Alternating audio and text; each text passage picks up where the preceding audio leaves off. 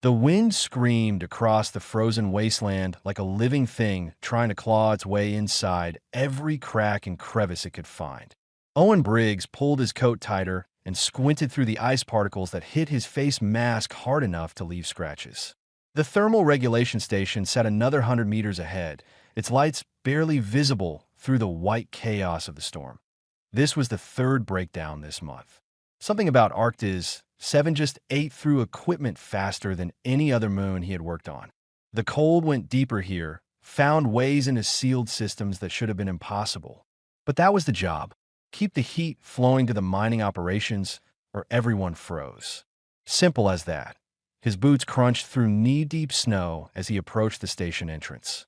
The door controls were frozen solid again. Owen pulled out his plasma cutter and ran it along the seal until the ice melted enough for the manual override to work. The door groaned open and he stepped inside, shaking off the worst of the ice before it could melt and refreeze on the interior. The main corridor was dark except for emergency lighting. Power was definitely out in this section. Owen set his toolkit down and pulled out his scanner to check the fusion core. That was when he heard it. A soft scratching sound coming from near the heating vents. Rats. Had to be. Some species always found a way onto human facilities, no matter how careful the decontamination protocols were. He walked toward the sound, more annoyed than concerned. The scratching got louder, and then he heard something else. A high-pitched chirping noise that definitely did not sound like any rat he had ever encountered. Owen rounded the corner and stopped dead. Two small creatures huddled against the vent grating. They were barely the size of his forearm, covered in dark scales that should have gleamed but instead looked dull and lifeless. Wings hung limp at their sides, torn membranes showing through in several places. Their eyes opened when his light hit them.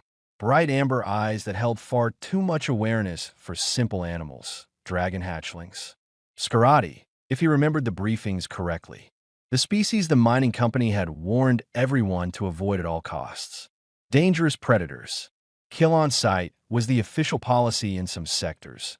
These two did not look dangerous. They looked half-frozen and completely terrified. One of them reached out with a small clawed hand and tugged weakly at the edge of Owen's coat. The other made that chirping sound again, softer this time. Almost pleading. Owen knew the rules. Contamination protocols existed for good reasons. Introducing alien species into human facilities could cause all kinds of problems. Disease, aggressive behavior, ecological disruption.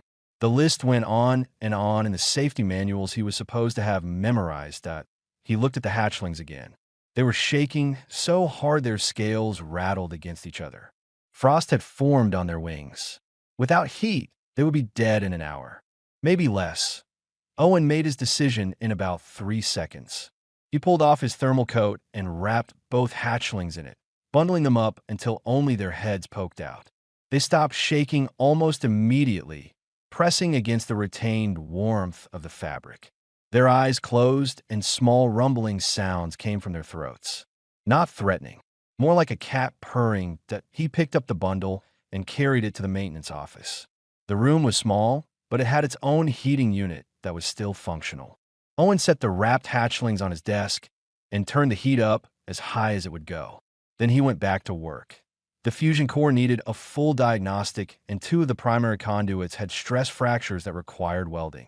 Owen moved through the repairs with practiced efficiency, but he kept glancing back at the office. The hatchlings had not moved. They stayed wrapped in his coat, occasionally making those small rumbling sounds. After an hour, the station power came back online. Lights flickered on throughout the facility, and the main heating system kicked in with a low hum. Owen finished sealing the last conduit and cleaned his tools. Job done. Time to head back to the main colony. He walked into the office and found both hatchlings awake and watching him. They had worked their way partially out of the coat. When they saw him, they both chirped and scrambled toward the edge of the desk. Owen caught them before they could fall, and they immediately climbed up his arms to his shoulders, tiny claws digging into his shirt for grip. He tried to put them back down. They climbed right back up. He tried again. Same result. They seemed determined to stay as close to him as possible. Owen pulled up the colony communication system on his datapad. He should report this. Call in wildlife control. Follow proper procedures. His finger hovered over the send button. The hatchlings had settled on his shoulders, their small bodies warm against his neck. One of them yawned, showing tiny sharp teeth. The other tucked its head under Owen's chin and made that purring sound again. Owen closed the communication screen without sending anything. He would figure this out tomorrow. Right now, he had to finish the inspection reports and check the secondary systems. The hatchlings could stay with him for one night, just until he worked out what to do with them. He pulled his coat back on, carefully arranging it so the hatchlings were inside against his chest. They settled in immediately, going quiet and still. Owen picked up his toolkit and headed for the next section that needed maintenance. The storm was still raging outside, but the station was warm again. That was what mattered. Heat and power flowing like they should. Everything else was just details he would handle when the time came. The hatchlings tugged at his shirt from inside the coat. Owen adjusted the fabric to make sure they had enough air and kept walking. 5 days had passed since Owen found the hatchlings, and they showed no signs of leaving. Every morning he woke to find them curled against his chest, their scales warm and smooth under his hand. Every night they followed him through his quarters, chirping softly whenever he moved to a different room. He had named them simply because calling them the small one and the smaller one got confusing fast. Ash was slightly darker and had a torn left wing. Cinder was a shade lighter with a scar across her snout. They responded to the names within 2 days, turning their heads when he spoke. Owen told himself this was temporary. He would find their parents or contact a wildlife sanctuary, someone who actually knew how to care for Scarati young. But every time he sat down to make the call, one of them would climb into his lap or tug at his sleeve, and he would find another excuse to wait just one more day. The morning inspection routine had changed completely. Owen used to move through the thermal stations alone, checking gauges and running diagnostics in comfortable silence. Now Ash and Cinder went everywhere with him. He had fashioned a carrier from spare cargo netting and thermal fabric, wearing it across his chest like the pictures he had seen of parents with human babies. The hatchlings seemed to love it, poking their heads out to watch everything he did. Today's route took him to the Eastern Monitoring Station, where 3 pressure valves needed replacement. Owen set his toolkit down and pulled out the first valve assembly. Ash immediately hopped out of the carrier and landed on the workbench. She picked up a wrench with her small claws and held it toward Owen. Wrong size, but close. Owen took the wrench and showed her the correct one. Ash studied it for a moment, then retrieved it from a kit. This time she got it right. Cinder stayed in the carrier, but her eyes tracked every movement Owen made. When he dropped the bolt, she made a sharp clicking sound. Owen looked down and found the bolt right where her tail pointed. They were learning. Fast. Owen worked steadily, replacing valves and checking seals. The hatchlings helped in small ways. Ash retrieved tools. Cinder warned him twice when temperature readings spiked higher than normal. They seemed to have an instinct for heat signatures that his equipment could not match. That he was tightening the final valve when his communicator chimed. The colony manager's face appeared on the screen, and she did not look happy. Briggs, my office. Now, Owen looked at Ash and Cinder. They looked back at him with those bright amber eyes. Understood. On my way. The walk back to the main colony took 20 minutes. Owen kept the carrier hidden under his coat, but halfway there Cinder poked her head out to see where they were going. A passing technician did a double take, but said nothing. Manager Patricia Reeves was waiting in her office with the security feed pulled up on her wall screen. The footage showed Owen clear as day, walking through the thermal station with 2 dragon hatchlings riding in a homemade carrier. Sit down, Briggs. Owen sat. Ash and Cinder stayed quiet inside the carrier. Patricia leaned back in her chair and rubbed her temples. How long? 5 days. 5 days. 5 days you have been harboring prohibited wildlife in a regulated facility. She pulled up another screen. Do you know what the contamination protocols say about this? Yes, ma'am. Then you know I should terminate your employment immediately and have those creatures removed by force. Owen said nothing. There was nothing to say that would help. Patricia stared at him for a long moment. Then she sighed. Why, Briggs? You're one of my best engineers. Never caused problems. Never broke protocol. Why now? They were freezing to death. That happens out here. Nature is harsh. Not our responsibility. I know, but you brought them in anyway. Yes, ma'am. Patricia turned off the security feed and stood up. She walked to the window overlooking the mining operations. Snow fell in thick sheets outside, covering everything in white. I am giving you 48 hours, she said finally. Find a proper facility for them. Wildlife sanctuary. Research station. Something. After that, if they're still here, I call in a removal team. Understood. Owen stood. Understood. Thank you. Do not thank me. Just fix this mess. Owen left the office and walked back to his quarters. Once inside, he let Ash and Cinder out of the carrier. They scrambled around the room, exploring corners they had already explored a dozen times before. He pulled up the Galactic Wildlife Database on his terminal and started searching. Sanctuaries, research facilities, conservation programs, anything that might take 2 dragon hatchlings. Most of the listings were automated responses. Some never answered at all. The ones that did respond said the same thing. Scarati were classified as dangerous predators. No facility would accept them without extensive documentation and quarantine procedures that would take months. Owen kept searching. He had 48 hours to find an answer. Ash climbed onto his desk and nudged his hand with her snout. Owen scratched under her chin absently, still reading through facility requirements. Cinder joined her sister, and both of them settled down next to the keyboard, watching the screen with him. The database had over 3,000 listings. Owen started working through them systematically, sending inquiry messages to every facility that might possibly help. Outside his window, the storm continued.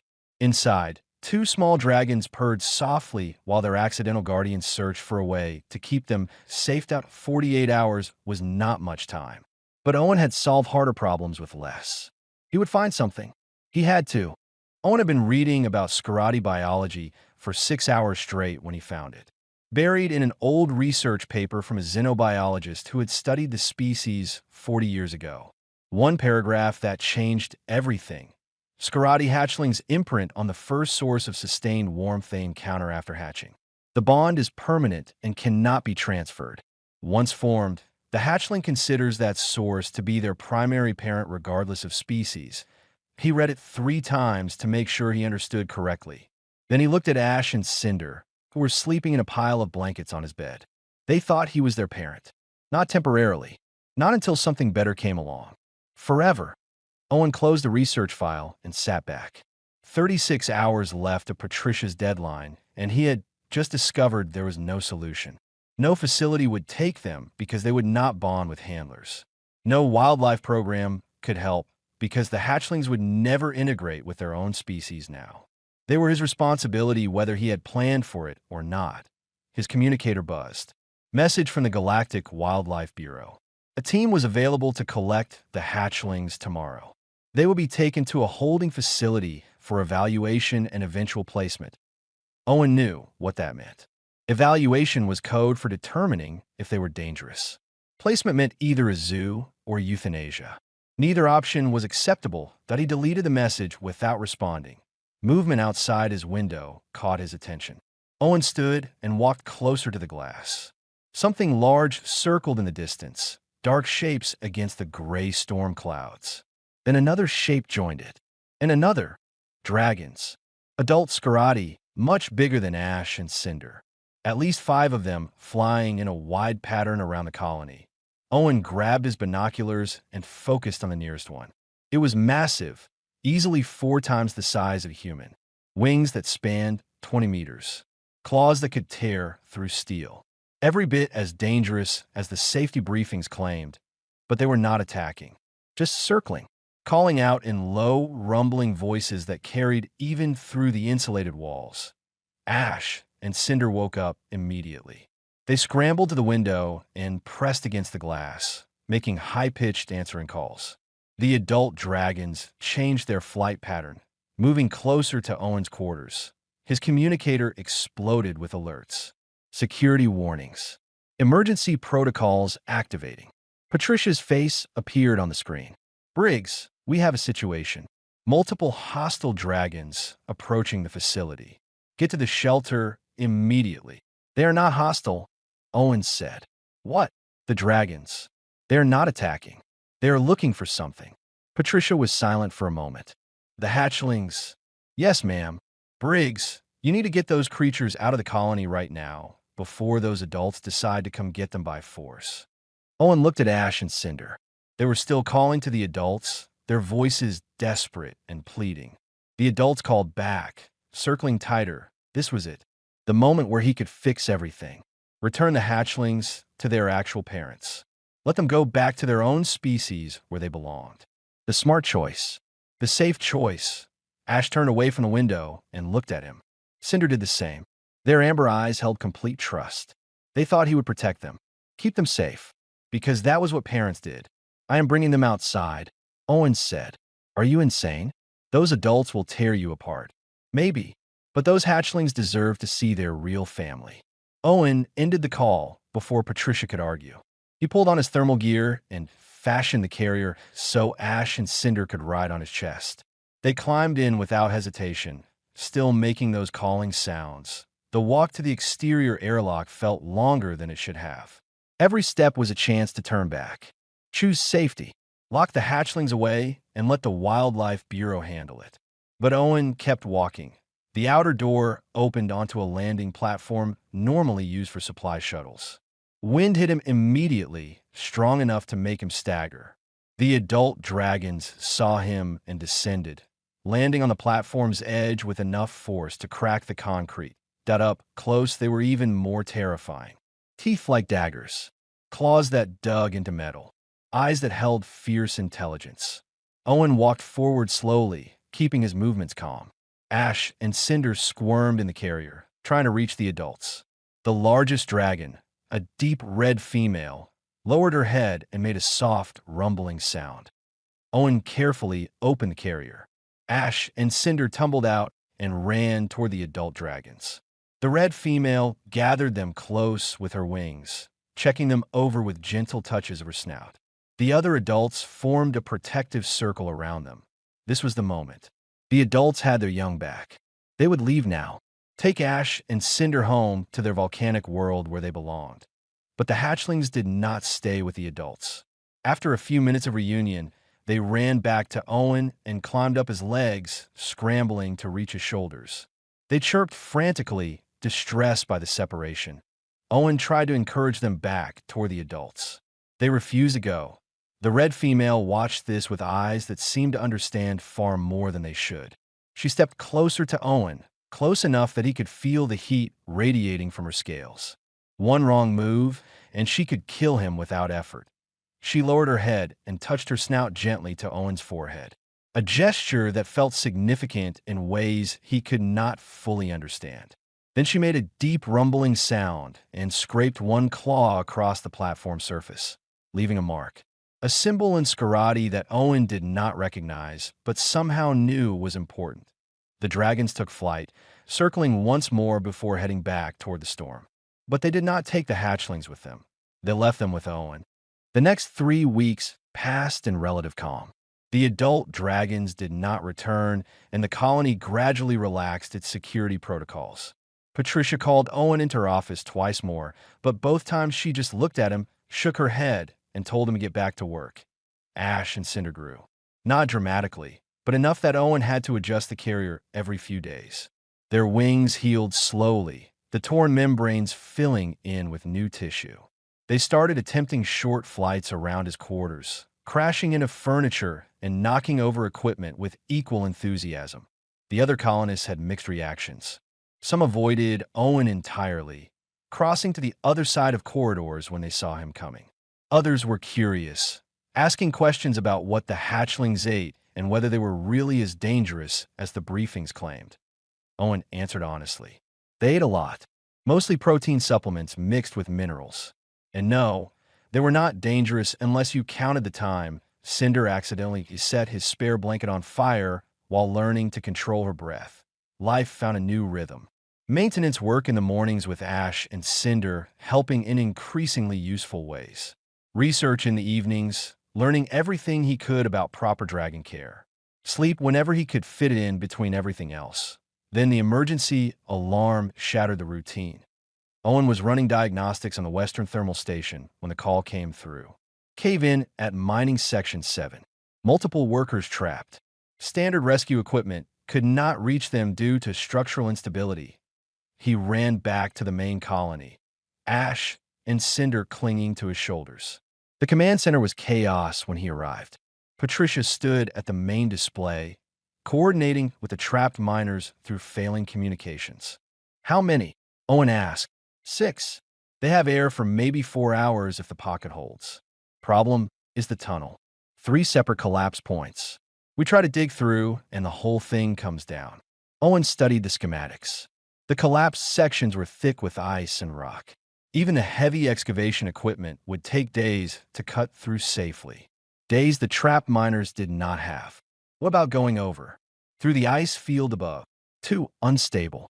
The weight of equipment would trigger more collapses. Owen kept staring at the display, trying to find an answer that did not exist. That was when he heard it. The same rumbling calls from 3 weeks ago. Everyone in the command center went silent. Patricia pulled up the exterior feeds. Adult karate dragons circled the colony again. 5 of them, including the red female who had marked the platform. Not now, Patricia muttered. We do not have time for this. But Owen was thinking. Dragons could fly. Dragons could generate intense heat. Dragons were strong enough to move massive objects without machinery. I need to go outside, he said. Absolutely not. We are in the middle of a rescue operation. I know. That is why I need to go outside. Patricia looked at him like he had lost his mind. Maybe he had. But Owen was already moving toward the airlock. Ash and Cinder made excited chirping sounds as they recognized the adult calls. The platform was freezing when Owen emerged. The red female landed immediately, folding her wings and lowering her head to his level. The other dragons remained airborne, watching.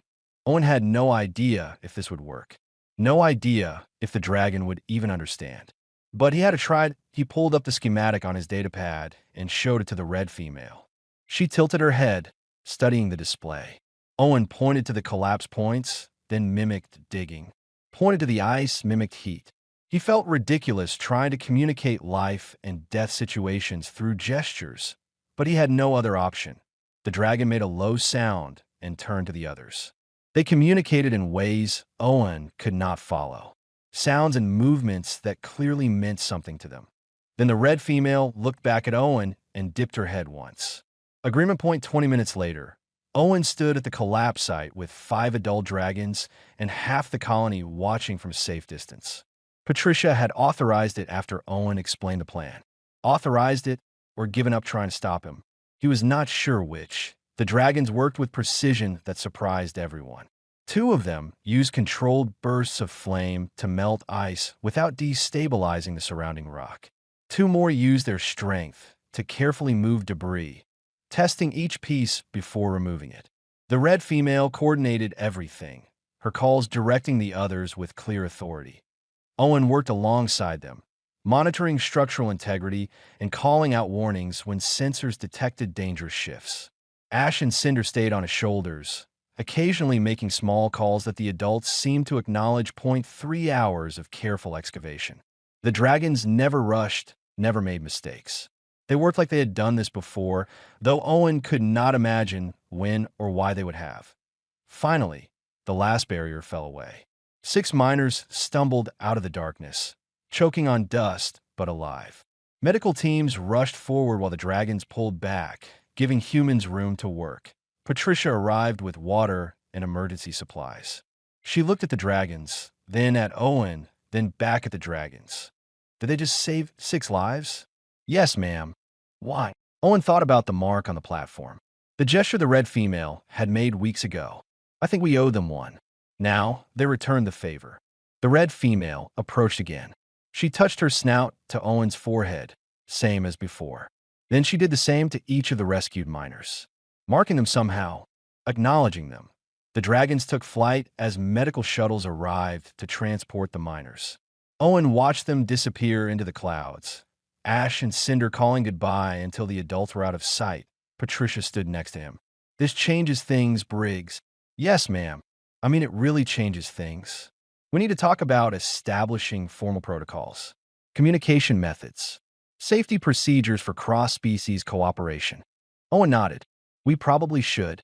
But first, get those hatchlings inside before they freeze. And Briggs. Yes, ma'am. Good work today. News traveled fast through the galactic community. 6 human miners rescued by Scarati dragons was not the kind of story that stayed quiet. Within a week, Owen had received communication requests from 3 different research institutions, 2 news organizations, and 1 very confused xenobiologist who insisted the entire thing must be a hoax. Patricia handled most of it, deflecting the attention while the colony adjusted to its new reality. But she could not deflect everything. Some things required Owen's direct involvement, like the arrival of Counselor David Wright from the Galactic Conservation Authority. Owen met him in a landing bay, Ash and Cinder riding in their usual carrier. The counselor was a thin man with gray hair and an expression that suggested he had seen everything and was not impressed by any of it. Engineer Briggs, I am here to evaluate the situation and determine appropriate next steps. Understood. What do you need from me? Wright pulled out a datapad covered in forms and official seals. Walk me through it. Start from the beginning. How did you acquire 2 Scarati hatchlings? Owen explained. The storm, the frozen hatchlings, the decision to bring them inside. Wright took notes, but his expression never changed. You understand this violated multiple contamination protocols. Yes, and you proceeded anyway. They would have died. Wright looked at Ash and Cinder. They stared back at him with bright, curious eyes. Cinder chirped once, a friendly greeting. The rescue operation. The adult dragons. Tell me about that. Owen walked right through the mine collapse and the coordination with the adult Scarati. Wright's notes got longer. His frown got deeper. This is unprecedented, Wright said finally. Scarati are classified as dangerous predators. Category 5 threats. There are standing orders in some sectors to eliminate them on site. They saved 6 lives. One incident does not establish a pattern of behavior. Then let us establish one. Wright looked up from his datapad. Explain. Keep the current arrangement. Let Ash and Cinder stay with me. Let the adults visit when they want. Document everything. Build a real understanding of their species instead of just classifying them as threats. That would require official approval. Oversight committees. Safety reviews. So do it. Wright was quiet for a long moment. Then he smiled. Small but genuine. You know, Briggs, you remind me why I took this job.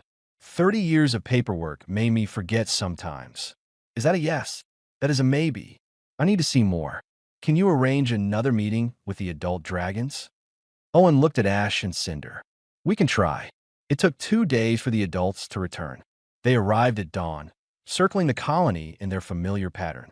Owen brought Wright to the landing platform, along with Patricia and a handful of other observers. The red female landed first. She studied Wright with eyes that seemed to measure his worth. Then she looked at Owen and made a questioning rumble. Owen touched Ash and Cinder, then gestured to Wright, trying to communicate that this human was important, that he needed to understand. The red female stepped closer to Wright. He held his ground, though Owen could see his hands shaking slightly. Smart man. Fear was appropriate when facing something that could kill you in seconds, but the dragon did not attack. She lowered her head and made a soft sound, almost gentle. Wright carefully reached out and touched her scales. She allowed it. Remarkable, Wright whispered. The intelligence in those eyes. We classified these beings as animals. They are not animals, Owen said. They're people, just different from us. Over the next hour, the dragons demonstrated their capabilities. Precision fire control. Complex problem solving when Owen presented them with a mechanical puzzle. Communication through a combination of sounds and gestures that clearly followed grammatical rules.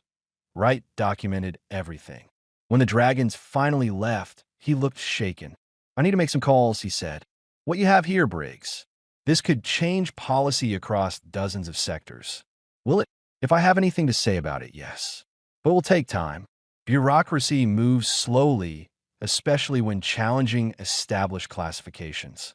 How much time? Months? Maybe years. Can you maintain this arrangement that long? Owen looked at Ash and Cinder. They had grown again, now the size of large dogs. Their wings were fully healed, and they could fly short distances without crashing into things. They played with each other on the platform, chasing and tumbling like any young creatures learning their limits. "They're not going anywhere," Owen said, "and neither am I." Wright left that afternoon with promises to push for formal recognition of Scarati intelligence and rights. Patricia seemed cautiously optimistic about the whole thing. 2 weeks later, the first visiting researchers arrived. They wanted to study dragon communication, dragon social structure, dragon cognitive abilities. Owen allowed it on the condition that they treated Ash and Cinder with respect and did not interfere with his work. Most of them followed the rules. A few did not, and found themselves escorted off the colony by very large adult dragons who did not appreciate strangers bothering their young. The mining operations continued. Owen maintained the thermal stations. Ash and Cinder helped more each day, their natural affinity for heat and energy making them better at diagnostics than most of his equipment. Night, they curled up in their blankets while Owen read reports about policy changes and classification reviews. The galactic community was slowly, grudgingly, starting to accept that maybe humans had found something important here, that a different way of seeing other species. Not as threats to be eliminated or resources to be exploited, just as neighbors trying to survive in a harsh universe. Ash poked her head out of the blankets and yawned. Cinder made a sleepy rumbling sound. Tomorrow would bring more work, more challenges, more opportunities to prove that cooperation beat conflict. But tonight, Owen let himself feel something close to satisfaction. He had wrapped 2 freezing hatchlings in warmth and kept working. Everything else followed from that one simple choice. 8 months transformed everything in ways Owen had not predicted. The colony on Arctis 7 became something else entirely. Not just a mining operation anymore, but the first recognized cross-species cooperation zone in the sector. Official designation came through 3 months after Wright's visit. Scarati were reclassified from Category 5 threats to Category 2 protected intelligent species. Not quite full citizenship rights, but close enough that killing them was now murder instead of pest control. Other colonies wanted to know how it worked. Delegations arrived weekly, asking questions and taking notes. Owen answered what he could, but mostly he just let them watch. The morning routine showed them more than words ever could. Owen walked through the thermal stations with Ash and Cinder, who were now large enough to fly beside him instead of riding in carriers. 3 younger dragons followed behind, hatchlings brought by their parents to learn from the proven safe human. The youngsters were curious about everything. They investigated equipment, tested Owen's tools with gentle claws, and asked questions in the clicking, chirping language Owen was slowly starting to understand. Ash and Cinder played translator, though half the time they just demonstrated what Owen needed instead of explaining. Today's task involved replacing a burned-out transformer in the northern station. Owen set up his work area while the young dragons watched. One of them, a small green female, barely bigger than Ash had been when he found her, shivered despite the heated space. Owen pulled a thermal blanket from his pack and draped it over her shoulders without thinking. The young dragon chirped in surprise, then settled into the warmth with a contented rumble. Her parents, watching from the doorway, made sounds Owen recognized as approval, just like that. Kindness across species barriers. The thing that started everything was still the thing that mattered most. The transformer replacement took 2 hours. The young dragons helped by holding tools and monitoring heat signatures. One of them spotted a stress fracture in a conduit that Owen's scanner had missed. Good eyes. Better than human technology in some ways. Work finished. Owen headed back toward the main colony. The dragon families flew overhead, circling in patterns that had become familiar. Protective. Friendly. Home. Patricia met him at the entrance with news. Another colony wants to establish a program. Out near the Titan Belt. They have a native species there. Big insect-like creatures. Usually aggressive, but one of their engineers thinks cooperation might be possible. Did they ask for advice? They asked for you. Want you to consult on establishing first contact protocols. Owen considered it. Ash and Cinder landed beside him, listening. They had gotten good at understanding when conversations involved them. Tell them, I can send documentation, best practices, safety guidelines. But I'm staying here. I figured you would say that. Already sent them the standard package. More delegations. More colonies trying the human approach of cooperation over elimination. Some would fail. Different species, different circumstances. But some would succeed, and that mattered. The afternoon brought unexpected visitors. 3 commercial ships requesting permission to land. Owen watched from the command center as Patricia handled the communications. This is the merchant vessel Star Runner requesting docking clearance. We have cargo for delivery. What kind of cargo? Patricia asked. Specialty items. Heat-resistant fabrics, scaled-up furniture, dietary supplements formulated for Scarati biology. Your colony placed orders. Patricia looked at Owen. He shrugged. Ash and Cinder are still growing. Regular supplies do not fit them anymore. You ordered custom furniture for dragons. They kept breaking the regular furniture. Patricia laughed. Actual genuine laughter. 8 months ago, she would have written him up for unauthorized purchases. Now, she just approved the delivery and went back to work. The galaxy was changing. Slowly, in small ways, but changing. Evening found Owen in his quarters, now significantly larger after Patricia authorized an expansion. Ash and Cinder had their own sleeping area, though they still preferred to pile blankets near Owen's bed. The young dragons from today's training had gone home with their parents, but they would be back tomorrow. Owen sat at his terminal, reviewing reports from other colonies. Success stories and failures. Learning curves and breakthrough moments. Every report added to the growing body of knowledge about cross-species cooperation that a message came through from right at the Conservation Authority. Policy changes were moving forward. Formal recognition protocols for intelligent non-human species. Legal protections. Rights and responsibilities. The thing that started with 2 freezing hatchlings on a frozen moon was spreading across the galaxy. Owen closed the terminal and looked at Ash and Cinder. They were playing with a heat puzzle he had built, using their fire breath to activate different sections in sequence. Smart enough to solve problems. Smart enough to teach others. Smart enough to be people in every way that mattered. A soft scratching at the door. Owen opened it to find the green youngster from this morning. She chirped nervously, holding a thermal blanket in her claws. Owen stepped aside and let her in. She scurried to the sleeping area and settled down next to Cinder, who welcomed her with a friendly rumble. Her parents appeared in the doorway, making questioning sounds. She can stay if she wants. Owen said they understood. Dragons and humans had developed enough shared language for simple communication. The parents flew off, trusting Owen the same way the red female had trusted him months ago. 3 dragons in his quarters now. Probably would be more eventually. Ash and Cinder were already talking about starting their own training program for even younger hatchlings. Owen pulled out his work schedule for tomorrow. For stations needed maintenance. 2 visiting researchers wanted interviews. 1 delegation from a distant colony needed a tour of the cooperation protocols in action. Busy day ahead. Same as always. He set an alarm and climbed into bed. Ash, Cinder, and the green youngster were already asleep, radiating warmth that made the room comfortable without needing extra heating.